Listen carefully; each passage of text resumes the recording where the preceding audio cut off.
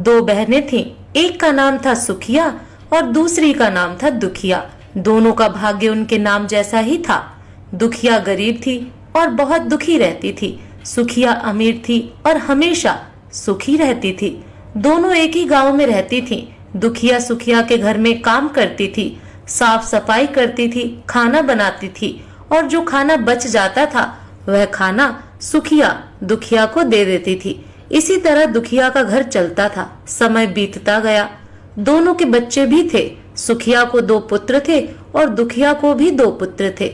जब जितिया का व्रत आया तो दोनों बहनों ने जितिया का व्रत रखा था। दुखिया सुखिया के घर में काम करती थी। व्रत के दिन दुखिया ने सुखिया के घर जो चावल फटका उससे जो खुर्दी निकला वह अपने लिए रख ली और साफ चावल सुखिया को दे दी। फिर साग को चुनी।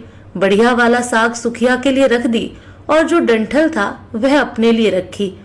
अब दुखिया ने सुखिया के घर सारा खाना बना दिया और अपने घर चावल की खुर्दी और साग की डंठल लेकर गई बनाने के लिए। खुर्दी का चावल और साग की डंठल बनाकर वह खाना अपने बच्चों को खिलाई और खुद भी खाई।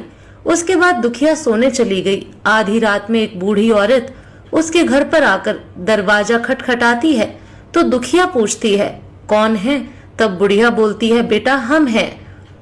दुखिया ने उठकर फाटक खोला और पूछती है, अम्मा आपको क्या चाहिए? इतनी रात में आप यहाँ किस लिए आई हो? बुढ़िया बोलती है, बेटा मुझे बहुत भूख लगी है, कुछ खाने को दे दो। दुखिया उसे घर के अंदर ले आती है और कहती है, हम लोग बहुत गरीब हैं। आज मैंने खुर्दी का चावल और साग की डंठल बनाया है, क्या आप खाएंगी?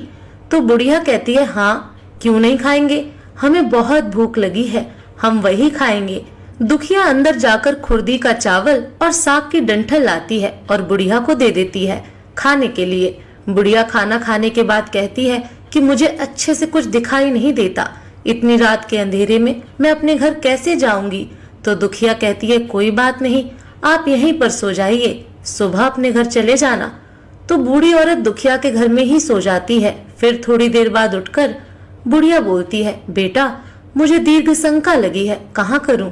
तो दुखिया कहती है, मेरे घर में बाथरूम नहीं है, इसलिए आप उधर कोने में कर लीजिए। बुढ़िया पूछती है कि बेटा भड़बड़ करें या छरछर करें?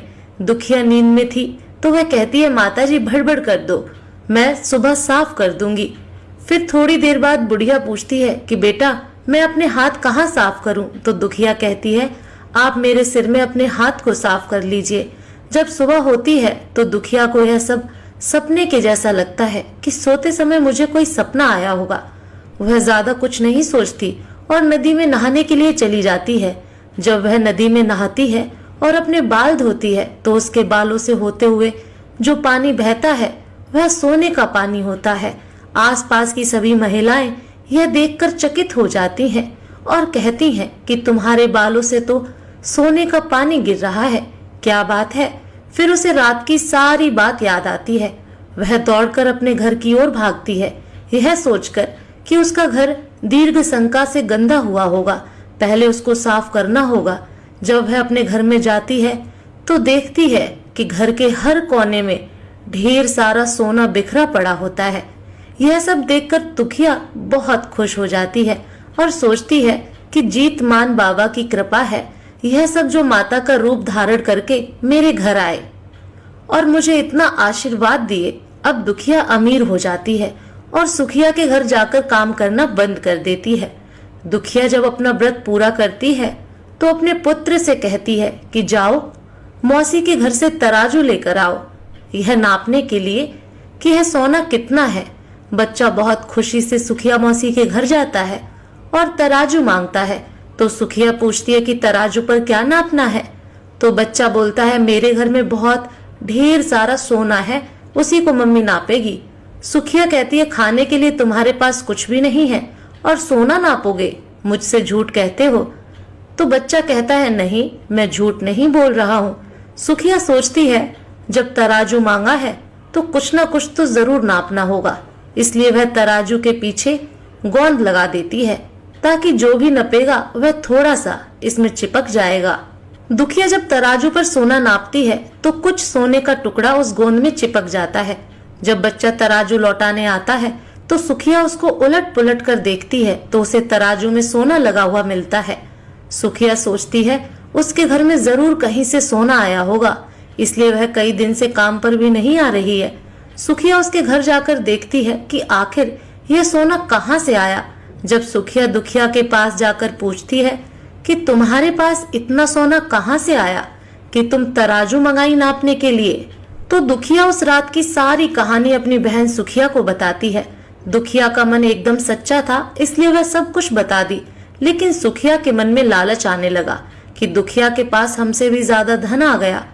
अब अगले जितिया में मैं भी खरदी का चावल और साग की डंठल बनाऊंगी। फिर अगले साल जितिया का व्रत दोनों बहनों ने रखा। सुखिया के पास हर तरह का सुख था और धन भी था, फिर भी वह जितिया के दिन चावल फटक कर साफ चावल फेंक दी और खुरदी अपने पास रख ली। साग को तोड़कर पत्तियां फेंक दी और डंठल अपने पास रख ली और वही बनाई। खा पी कर पूजा पाठ करके सोने चली गई। फिर आधी रात में उसके घर में भी बुढ़िया आई और दरवाजा खटखटाती है। सुखिया उसका इंतजार कर रही होती है। वह तुरंत दरवाजा खोलकर बुढ़िया को अपने घर के अंदर ले आती है। बूढ़ी बोलती है, मुझे बहुत भूख लगी है, कुछ खाने को दे दो। तो सुखिया कहती है, मैंने खुरदी का चावल और डंठल का साग बनाया है। बुढ़िया बोलती है, कोई बात नहीं, मैं खाऊंगी। तो सुखिया परोस देती है। वह खाना खाने के लिए और सोने चली जाती है। बुढ़िया बोलती है, मैं घर नहीं जा सकती, मुझे दिखाई नहीं देता। तो सुखिया कहती है, कोई बात नहीं, आप यहीं सो जाओ। थोड़ी देर बाद बुढ़िया फिर बोलती है कि मुझे दीर्घ शंका लगी है, कहाँ करूं? तो सुखिया कहती है, वहीं कोने में कर लीजिए। फिर थोड़ी देर बाद बुढ़िया पूछती है कि भड़बड़ करें या छरछर। इस समय सुखिया को याद नहीं आता कि दुखिया ने क्या बोला था। तो सुखिया बोली, माँ छरछर कर दीजिए। फिर बुढ़िया पूछती है कि बेटा मैं अपने हाथ कहाँ साफ करूं? सुखिया कहती है, मेरे सिर में साफ कर लीजिए। बुढ़िया अपना हाथ सुखिया के सर में साफ कर लेती है। जब सुखिया सुबह उठती है तो उसका पूरा घर गंदगी से भरा पड़ा होता है और उसके बाल में भी बहुत गंदगी लगी होती है। यह सब देखकर सुखिया बहुत दुखी हो जाती है और उसे बहुत गुस्सा भी आता है। वह अपनी बहन दुखिया को बुलाती है और उससे गुस्से में कहती है कि तुमने हमसे झूठ कहा और मेरा पूरा घर गंदा करवा दिया। तो दुखिया पूछती है कि तुमने क्या कहा था, भड़बड़ या छरछर? तो सुखिया कहती है, मैं तो छरछर बोली। तो दुखिया कहती है, यहीं पर तो तुमने गलती करी और तुम्हारे पास तो सब कुछ था, किसी चीज की कमी नहीं थी, फिर भी तुमने लालच किया। मेरे पास तो कुछ भी नहीं था, तुम्हारे पास तो सब कुछ था। तुम्हारे घर जीत मन बावा भेष बदल कर आए, लेकिन फिर भी तुमने उन्हें अच्छा खाना नहीं परोसा।